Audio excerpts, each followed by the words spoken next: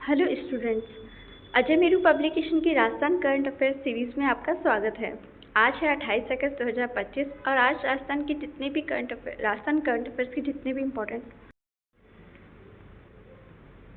Hello students, Ajay Meru publication की Rajasthan current affairs की YouTube series में आपका स्वागत है।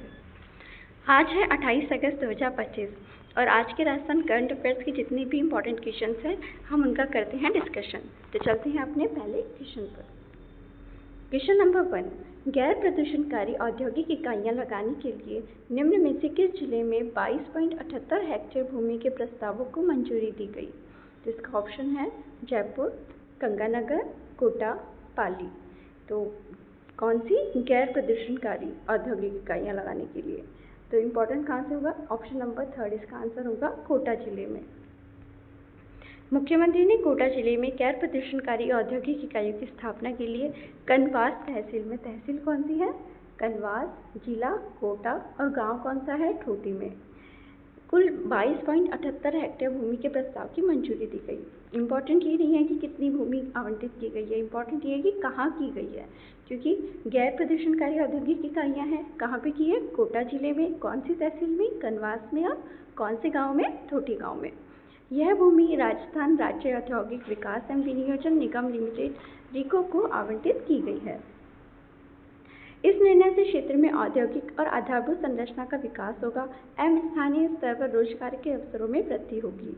इससे सांगौद विधानसभा क्षेत्र, कोटा जिला और संपूर्ण हाड़ौती क्षेत्र की औद्योगिक संभावनाओं को बल मिलेगा। चलते हैं क्वेश्चन नंबर 2 पे। कृषि प्रसंस्करण, कृषि व्यवसाय एवं कृषि निर्यात प्रोत्साहन नीति 2019 से संबंधित असत्य कथन का चयन करें। क्वेश्चन पढ़ते वक्त बहुत ध्यान रखा करो कि सत्य लिखा है या असत्य। तो हमें यहाँ पे कौन सा कथन का चयन करना है? असत्य कथन का। तो पहला ऑप्शन है, इस नीति की शुरुआत 22 दिसंबर 2019 को की गई। इस नीति के तहत कृषि प्रसंस्करण इकाइयों को 298 करोड़ रुपए का अनुदान दिया जाएगा। तीसरा, इस राशि का संपूर्ण भुगतान कृषि कल्याण कोष से किया जाएगा। और चौथा, उपयुक्त में से कोई नहीं। तो इसका सही आंसर क्या होगा? इनमें से कौन सा असत्य कथन है? तो असत्य कथन होगा ऑप्शन नंबर 1। इस नीति की जो शुरुआत है वो 22 दिसंबर 2019 को नहीं की गई है, वो की गई है 12 दिसंबर 2019 को। कृषि प्रसंस्करण, कृषि व्यवसाय एवं कृषि निर्यात प्रोत्साहन नीति 2019 यह स्टार्ट कब हुई थी? याद रखना 12 दिसंबर 2019 को। और ये कब तक मान्य थी? 31 मार्च 2024 में। प्रसंस्करण के स्तर में वृद्धि करना इसका मुख्य उद्देश्य पढ़ते हैं क्या क्या है। प्रसंस्करण के उच्च स्तर में वृद्धि करना, बर्बादी को कम करना, मूल्य संवर्धन करना, किसानों की आय में वृद्धि करना तथा निर्यात बढ़ाना है, जिससे कृषि एवं खाद्य प्रसंस्करण क्षेत्र का समग्र विकास हो सके। योजना के अंतर्गत राज्य में नए कृषि एवं खाद्य प्रसंस्करण इकाइयों की स्थापना के साथ साथ मौजूदा इकाइयों के विस्तार, विविधीकरण और आधुनिकीकरण हेतु वित्तीय सहायता प्रदान किए जाने की परिकल्पना भी की गई है। अब पढ़ते हैं क्वेश्चन नंबर 3। IIT जोधपुर के कंप्यूटर साइंस एंड इंजीनियरिंग विभाग ने एक नई स्वदेशी AI तकनीक विकसित की है। यह तकनीक कितनी भारतीय भाषाओं में टेक्स्ट पढ़ने और अनुवाद करने में सक्षम है? तो सबसे इम्पोर्टेंट किसने की है? IIT जोधपुर ने की है। कौन सी स्वदेशी AI तकनीक है? तो वो कितनी भाषाओं में टेक्स्ट पढ़ने और अनुवाद करने में सक्षम है? तो ऑप्शन है पहला 10 भाषा, 11 भाषा, 12 भाषा या 13 भाषा। तो आंसर कितना होगा? ऑप्शन नंबर 4 आपकी 13 भाषाओं पर। IIT जोधपुर के कंप्यूटर साइंस एवं इंजीनियरिंग विभाग ने एक नई स्वदेशी AI तकनीक विकसित की है। यह 13 भारतीय भाषाओं में टेक्स्ट पढ़ने और सांस्कृतिक धरोहर संरक्षित करने की स्वदेशी AI तकनीक की है, जिससे अब भारत में अलग अलग भाषाओं के साथ तकनीकी चुनौतियों से कारगर तरीके से समाधान संभव हो पाएगा। अब इसके ये जो प्रोजेक्ट है वो हेड कौन कर रहे थे? इनका नेतृत्व किया था प्रोफेसर आनंद मिश्रा ने और उनकी team vision language and learning group ने। तो सबसे इम्पोर्टेंट बात, ये जो स्वदेशी AI तकनीक है, ये इस प्रोजेक्ट का नेतृत्व किसके द्वारा किया गया? प्रोफेसर आनंद मिश्रा। और उनकी टीम का नाम क्या था? Vision language and learning group. तो ये दोनों याद रखना। इस तकनीक के जरिए साइन बोर्ड, माइलस्टोन एंड अन्य टेक्स्ट को पढ़ा और उसका अर्थ बहुत ही जल्दी तुरंत समझा जा सकता है। यह जो तकनीक है वो केंद्र सरकार की भाषिणी परियोजना के तहत IIT जोधपुर ने हिंदी, मराठी, गुजराती, पंजाबी, बंगाली, असमिया, उड़िया, मणिपुरी, मलयालम, कन्नड़, तमिल, तेलुगु और उर्दू जैसी 13 भाषाओं में टेक्स्ट को पढ़ने और अनुवाद करने के लिए इंडिक फोटो OCR डेवलप किया है। ये 13 है, मैथ्स वाला, ठीक है। अच्छा, तो ये 13 यही लैंग्वेजेस हैं जिनको पढ़ने और समझने के लिए ये टेक्निक की है। कौन कौन सी है? हिंदी है, मराठी है, गुजराती है, पंजाबी, बंगाली, असमिया, उड़िया, मणिपुरी, मलयालम, कन्नड़, तमिल, तेलुगु और उर्दू। ऐसे तो नहीं पूछेंगे कि 13 कौन कौन सी है, पर हाँ ये जो पूछ सकते हैं ये कौन सी नहीं है। तो आपको अगर ये 13 पता है तो आप एलिमिनेट आराम से कर पाओगे और सही ऑप्शन को पिक कर पाओगे। ये याद रखना कौन सी परियोजना के तहत की गई है, तो केंद्र सरकार की भाषिनी परियोजना के तहत की गई है। इंडिक फोटो OCR क्या है? इंडिक फोटो OCR जो है एक ओपन सोर्स मॉडल है जो पूरी तरह से स्वदेशी है। OCR मतलब ऑप्टिकल कैरेक्टर रिकग्निशन होता है। ये एक ऐसी तकनीक है जो स्कैन किए गए दस्तावेजों या फोटो जैसे टेक्स्ट की छवियों को डिजिटल टेक्स्ट में बदल देती है। यह टेक्स्ट को इलेक्ट्रॉनिक रूप से संपादित करने, खोजने और संग्रहित करने की अनुमति देता है। इससे दस्तावेजों के साथ काम करना और उन्हें प्रतिबंधित करना आसान हो। अब पढ़ते हैं इनके लाभ के बारे में। तो यह जो है वो सबसे पहले भाषाई बाधाओं को दूर करेगा। कैसे? अलग अलग भाषाएं बोलने वाले लोग भी आसानी से एक दूसरे की भाषा समझ पाएंगे। दूसरा, यातायात और मार्गदर्शन आसान होगा। किसी भी राज्य में जब आप जाएंगे वहाँ के साइन बोर्ड पढ़ने में आपको दिक्कत नहीं आएगी। आप फटाफट से स्कैन करेंगे तो आपको उसका मतलब समझ आ जाएगा। तो 2 हो गए, भाषा को दूर हो गया और यात्रा और मार्गदर्शन हो गया। तीसरा, शिक्षा और जानकारी तक आसान पहुँच। भारतीय भाषा आसान पहुँच होगी, यानी किताबें, नोटिस और अन्य जानकारी हर किसी भाषा में उपलब्ध हो पाएगी। नेक्स्ट पॉइंट है भारतीय भाषाओं वाला।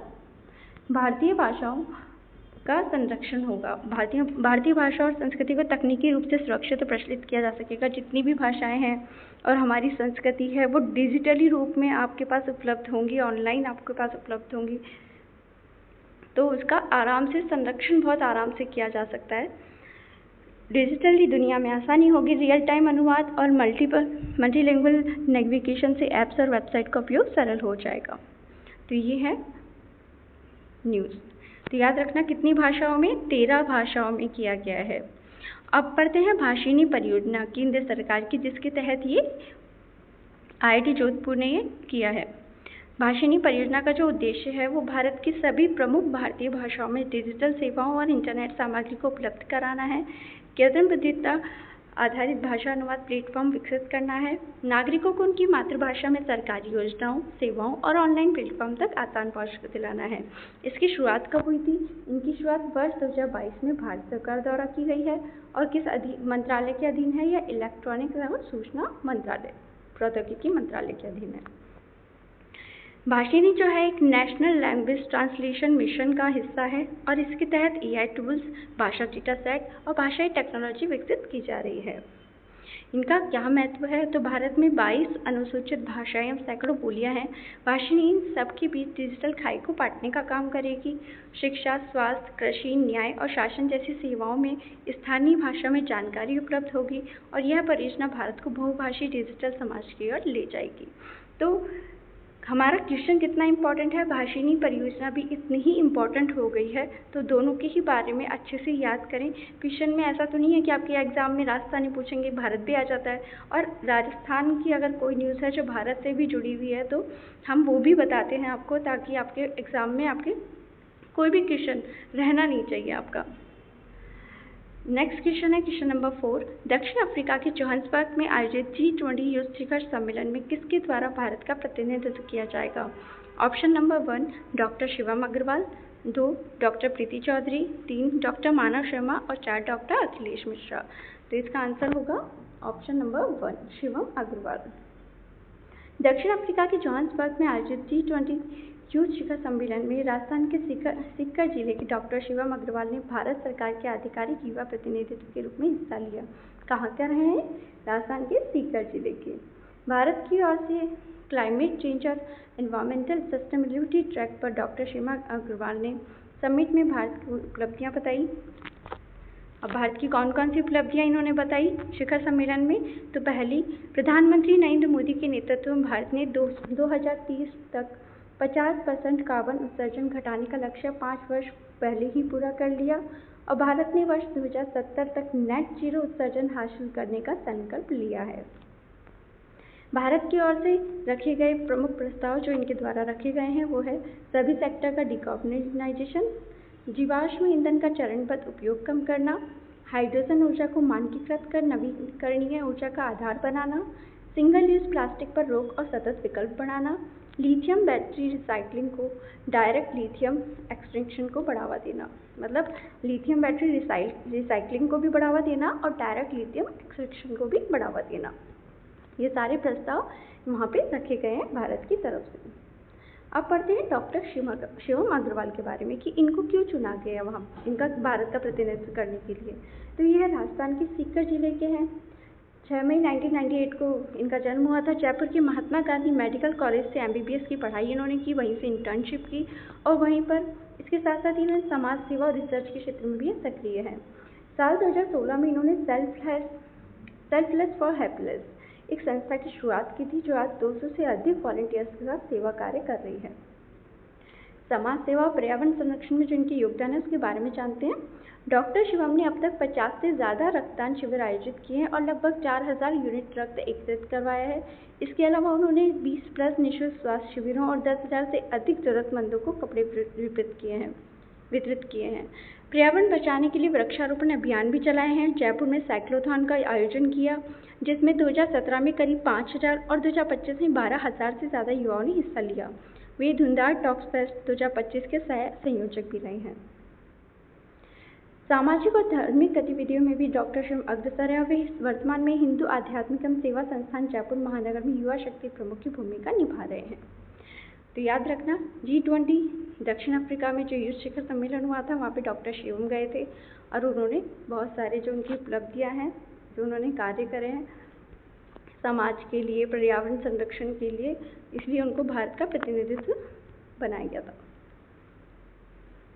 G20 युद्ध शिखर सम्मेलन वैश्विक प्रगति के लिए युवा एकजुटता, समानता को बढ़ावा देना, स्थिरता को बढ़ावा देना इसका विषय था। यह दक्षिण अफ्रीका के जोहान्सबर्ग में हुआ था। कब हुआ था? 18 से 22 अगस्त 2025 को हुआ था। इसका उद्देश्य क्या है? युवाओं को वैश्विक नीतियों के निर्माण में सशक्त बनाना और महत्वपूर्ण वैश्विक मुद्दों पर चर्चा करना। क्वेश्चन नंबर 5, युवा निशानेबाज उद्भव सिंह ने एशियन चैंपियनशिप 2025 में भारतीय टीम के साथ मिलकर ट्रैप जूनियर पुरुष वर्ग में भाग लिया और स्वर्ण पदक जीता। इनका संबंध राज्य के किस जिले से है? तो ऑप्शन पहला जैसलमेर, दूसरा बीकानेर, तीसरा हनुमानगढ़ और चौथा बाड़मेर। तो ये कौन से जिले से हैं? तो ऑप्शन नंबर 2 बीकानेर से। बीकानेर के युवा निशानेबाज उद्भव सिंह ने एशियन चैंपियनशिप 2025 में भारतीय टीम के साथ मिलकर ट्रैप जूनियर पुरुष वर्ग में भाग लिया और स्वर्ण पदक जीता। एशियाई निशानेबाज चैंपियनशिप 2025 जो कहाँ हुई थी? कजाकिस्तान के शिमकेंट में। आयोजन कब हुआ था? 14 से 26 अगस्त 2025 को। तो इस न्यूज़ में आपके लिए याद करने के लिए क्या क्या है कि पहला उद्भव सिंह किस खेल से रिलेटेड है? निशानेबाजी से। कौन से जिले से हैं? बीकानेर से हैं। भारतीय टीम के साथ मिलकर ट्रैप जूनियर पुरुष वर्ग, याद रखना सीनियर नहीं, सीनियर हुआ तो गलत हो जाएगा। जूनियर पुरुष वर्ग में इन्होंने कौन सा पदक जीता है? स्वर्ण पदक जीता है। और ये कौन सी चैंपियनशिप में इन्होंने जीता है? एशियन नेशनल बाजी चैंपियनशिप 2025, जिसका आयोजन कहाँ हुआ था? कजाकिस्तान के शिमकेंट में। और तिथि क्या है? 14 से 26 अगस्त 2025। इन सब फैक्ट्स को याद कर लीजिएगा। अजमेरू पब्लिकेशन की तरफ से चतुर्थ श्रेणी कर्मचारी सीधी भर्ती परीक्षा हेतु मॉडल पेपर प्रकाशित किए गए हैं और साथ ही ग्राम विकास अधिकारी भर्ती परीक्षा के लिए भी सॉल्व मॉडल पेपर प्रकाशित किए गए हैं। हमारी विशेषज्ञ टीम द्वारा RSSB के परीक्षा पैटर्न पर बिल्कुल उसी पे आधारित मॉडल पेपर तैयार किए गए हैं। आप इसको देखें, इसको सॉल्व करें, ये आपके लिए बहुत ही उपयोगी साबित होंगे। आप इसको अपने नज़दीकी बुक स्टोर से भी खरीद सकते हैं या फिर हमारी वेबसाइट से आप घर बैठे भी ऑनलाइन ऑर्डर कर सकते हैं। क्वेश्चन नंबर 6, गार्गी पुरस्कार योजना और बालिका प्रोत्साहन पुरस्कार योजना के अंतर्गत क्रमशः कितनी पुरस्कार राशि दी जाती है? ऑप्शन नंबर 1 4000 और 5000, 5000 और 6000, 6000 और 5000 और 5000 और 4000। यानी गार्गी पुरस्कार योजना में कितनी दी जाती है और बालिका प्रोत्साहन योजना के अंदर कितनी दी जाती है? तो इसका सही आंसर क्या होगा? इसका सही आंसर होगा ऑप्शन नंबर 3 6,000 और 5,000। 6,000 तो दी जाती है गार्गी पुरस्कार योजना के अंतर्गत 2 किश्तों में, और बालिका प्रोत्साहन पुरस्कार योजना दी जाती है 5,000 एक ही वन टाइम में, एक बार में। तो ये चर्चा में क्यों है बेसिकली, तो गार्गी और बालिका प्रोत्साहन पुरस्कार राशि 17 साल से इसकी जो राशि है वो बढ़ी ही नहीं है, और इन पुरस्कारों की शुरुआत छात्रों को प्रोत्साहित करने के लिए की गई थी। पिछले 3 सालों से 3.10 लाख बेटियों ने पुरस्कार लिए ही नहीं हैं, आवेदन ही नहीं किए हैं। तो पढ़ते हैं गार्गी पुरस्कार के बारे में। इसकी शुरुआत कब हुई थी? राजस्थान सरकार द्वारा 1998 में इस पुरस्कार की शुरुआत की गई थी। इसका नाम प्राचीन विदुषी गार्गी के नाम पर रखा गया था।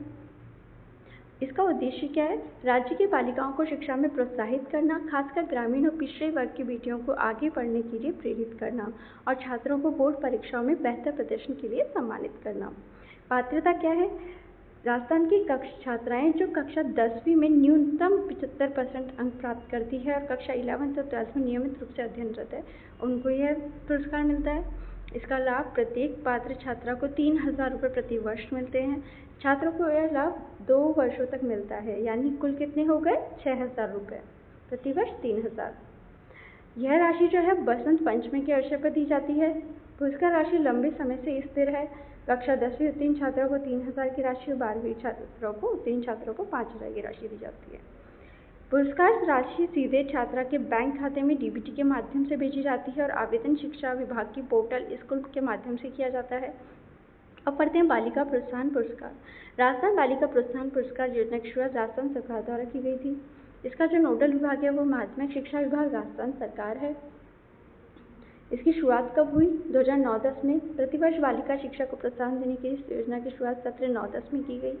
इसका उद्देश्य कन्या शिक्षा को संबल प्रदान करने के साथ साथ उन्हें आर्थिक सहायता भी देना है।